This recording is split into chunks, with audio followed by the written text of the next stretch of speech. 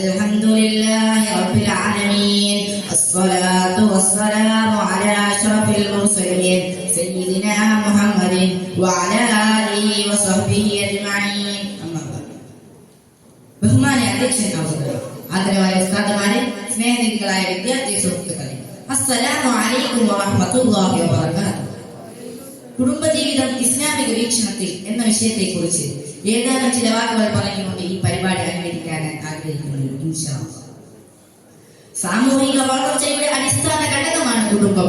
കുടുംബമായി കഴിയുക എന്നത് കേവലം ഭൗതികാസക്തിയല്ല, മറിച്ച് സൃഷ്ടിപ്പിന്റെ താല്പര്യമാണ്. മുന്തിരി വള്ളിക്ക് വളർന്നു വളരാൻ ഒരു താൻ ആവശ്യമുള്ളതുപോലെ മനുഷ്യന് വളർന്നു വളരാൻ ഒരു താൻ ആവശ്യമാണ്. കുടുംബവും സമൂഹവുമാണ് മനുഷ്യന് വളർന്നു വളരാനുള്ള ആ താൻ. അത് ലഭിച്ചില്ലെങ്കിൽ മനുഷ്യൻ ഉണങ്ങി നശിച്ചു പോകും. ഹിംസയും മൂല്യരാഹിത്യവും മാനവിക തകർച്ചയും ലോകത്തെ ഭരിക്കുമ്പോൾ ഒരിറ്റ് സ്നേഹം തേടി മനുഷ്യൻ പായുകയാണ്. തോക്കും മിസൈലും ബോംബും കൊലയും കൊലയും നെറ്റും ഗെയിമും മനുഷ്യന്റെ സന്തത സഹചാരിയാകുമ്പോൾ മനുഷ്യൻ തേടിയറിയുന്ന സന്തോഷ സമാധാനം എവിടെ നിന്ന് ലഭിക്കാൻ? സന്തോഷവും സമാധാനവും വേണമെന്ന് തോന്നുമ്പോൾ ഓടി കുടുംബം അണയണം. അതുകൊണ്ടാണ് കൂടുമ്പോൾ ഇമ്പം ഉണ്ടാകുന്നതിന് കുടുംബം എന്ന് പറയുന്നത്. സമാധാനത്തിന്റെ തണലും സന്തോഷത്തിന്റെ തണുപ്പും ലഭിക്കേണ്ട വീടകങ്ങളിൽ നിന്ന് അവ കിട്ടാതെ വരുമ്പോൾ മനുഷ്യൻ കടുത്ത നൈരാശ്യത്തിൽ അകപ്പെടും. ആ നൈരാശ്യം ലഹരിയിലേക്കും അവിഹിതങ്ങളിലേക്കും ഒരു വേള ആത്മഹത്യയിലേക്കും അവനെ കൊണ്ടെത്തിക്കും.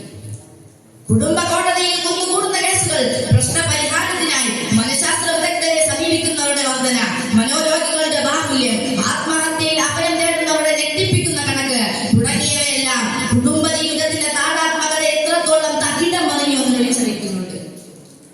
മനുഷ്യ നാഗരികത പുരോഗതി ഉത്തുംഗങ്ങൾ കണ്ടിട്ടും കുടുംബം എന്ന ചെറിയ സ്ഥാപനത്തിൽ അടിപതറി തെന്നിവീണ് ജീവിതം ചിതറിത്തെറിക്കുമ്പോൾ അതിന് പരിഹാരം അന്വേഷിക്കേണ്ടത് സൃഷ്ടാവും സംരക്ഷകരുമായ അല്ലാഹുവിൽ നിന്ന് തന്നെയാണ്. കോടികൾ മുതൽ മുടങ്ങിയ മൺമാളികകളിൽ രാത്രി ഉറങ്ങാൻ പോലും സാധിക്കാത്ത വിധം മനസ്സ് അസ്വസ്ഥമാകുമ്പോൾ ദൈവിക നിയമങ്ങളുടെ ആധാരശിലയിൽ വീടിനെ പടുത്തുയർത്തിയാൽ മാത്രമേ സ്വസ്ഥതയുള്ള ഒരു ജീവിതം ആ വീട്ടിൽ സാധ്യമാവുകയുള്ളൂ എന്ന് മനസ്സിലാക്കണം. ഇസ്ലാമിന്റെ അടിസ്ഥാന പ്രമാണമായ ഖുർആനിന്റെ വ്യവഹാരിക വിധികളിൽ മൂന്നിലൊന്നോളം കുടുംബത്തെയും അതിന്റെ ക്രമീകരണത്തെയും സംബന്ധിച്ചാണ്. കുടുംബ ബന്ധത്തിന്റെ അടിസ്ഥാനം ദാമ്പത്യ ജീവിതമാണ്. അതിനെ ദൈവാനുഗ്രഹമായിട്ടാണ് വിശുദ്ധ ഖുർആൻ പരിചയപ്പെടുത്തുന്നത്. അല്ലാഹു സുബ്ഹാനഹു വ തആല പറയുന്നു, വഹുവല്ലദീ ഖലഖ മിനൽ മാഇ ബശറൻ വജഅല ഫജഅലഹു നസബൻ വസിഹ്റാ വകാന റബ്ബുക ഖദീറാ.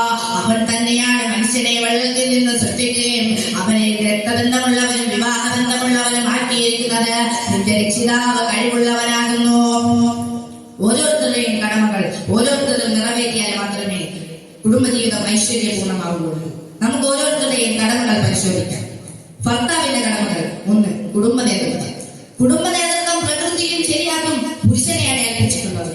അല്ലാഹു സുബ്ഹാനഹു വ തആല പറയുന്നു, അർരിജാലു ഖവ്വാമൂന അലൽ നിസാ. പുരുഷന്മാർ സ്ത്രീകളുടെ മേൽ നിയന്ത്രണാധികാരമുള്ളവരാകുന്നു.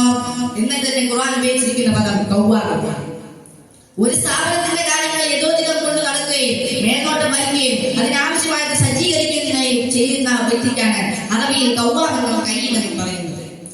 രണ്ടാമത്തെ കടമകൾ: പരിപാലനം. അല്ലാഹു സുബ്ഹാനഹു വ തആല പറയുന്നു, വഅലൽ മൗലൂദി ലഹു റിസ്ഖുഹുന്ന വകിസ്വതുഹുന്ന ബിൽ മഅറൂഫ്. അവർക്ക് മര്യാദ പ്രകാരം ഭക്ഷണവും വസ്ത്രവും നൽകാൻ കുട്ടിയുടെ പിതാവ് കടപ്പെട്ടവനാണ്. ഭാര്യയോടുള്ള ബാധ്യതകൾ ഏതെല്ലാമാണെന്ന് പ്രവാചകൻ നബി സല്ലല്ലാഹു അലൈഹി വസല്ലമയോട് ഒരു അനുചരൻ ചോദിച്ചപ്പോൾ പ്രവാചകൻ നബി സല്ലല്ലാഹു അലൈഹി വസല്ലം പ്രതിവചിച്ചു, നീ ആഹരിക്കുന്നുവെങ്കിൽ അവളെയും ആഹരിപ്പിക്കുക, നീ വസ്ത്രം ധരിക്കുന്നുവെങ്കിൽ അവൾക്കും വസ്ത്രം നൽകുക, മുഖത്തടയ്ക്കാതിരിക്കുക, പുലഭ്യം പറയാതിരിക്കുക, ഇടപ്പറയിൽ വെച്ചല്ലാതെ അവളുമായി വിട്ടുപിരിയാതിരിക്കുക. ഭാര്യയുടെ കടമകൾ: 1. ബഹുമാനം. വെള്ളമൊഴിക്കുമ്പോൾ ഉണർവോടെ തലയിൽ നിൽക്കുന്ന ചെടികളെ കണ്ടിട്ടില്ലേ? അതുപോലെയാണ് പുരുഷന്മാർക്ക് ബഹുമാനം. ഭാര്യയുടെ അടുക്കൽ നിന്ന് അല്പം ബഹുമാനം മതി, അതവരെ വല്ലാതെ ഉന്മേഷവാനാക്കും. 2. മക്കളുടെ വിദ്യാലയമാവുക. മക്കൾ സ്വാധീനാകുന്നതിൽ മാതാവിന്റെ പങ്ക് വലുതാണ്. അതുപോലെ തന്നെ മോശമാക്കുന്നു.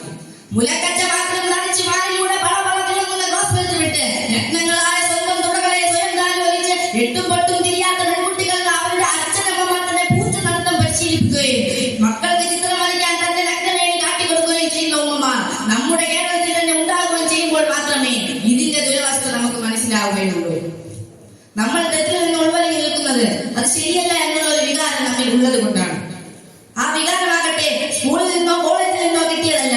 4 ഉറുപ്പിക നിരക്കിൽ 40 ലിറ്റർ പാൽ വാങ്ങി 10 ലിറ്റർ വെള്ളം ചേർത്ത് ലിറ്ററിന് 4 ഉറുപ്പിക നിരക്കിൽ വിറ്റാൽ ലാഭവും ലാഭശതമാനവും എന്ന തരം കണക്ക് പഠിപ്പിക്കുന്ന സ്കൂൾ സിലബസിന്റെ കണ്ടക്ടർമാർക്ക് ഈ വികാരം പകർന്നു തരാനാകില്ല. നമുക്കിത് കിട്ടിയത് നമ്മുടെ ഉമ്മ ബാപ്പമാരിൽ നിന്നാണ്. അവർക്കിത് കിട്ടിയത് ഇങ്ങനെ തന്നെ. അതിനാൽ മാനവിക സദാചാര മൂല്യങ്ങൾ നമ്മിൽ വളർത്തുന്നതിൽ കുടുംബത്തിന്റെ പങ്ക് വലുതാണ്. നാഥൻ കുടുംബത്തോടെ സ്വർഗ്ഗപ്രവേശനം നടത്തുന്നവരിൽ നമ്മയും ഉൾപ്പെടുത്തുമാറാകട്ടെ. ആമീൻ. വആഖിറു ദഅവാന അൽഹംദുലില്ലാഹി റബ്ബിൽ ആലമീൻ. അസ്സലാമു അലൈക്കും വറഹ്മത്തുള്ളാഹി വബറകാതുഹു.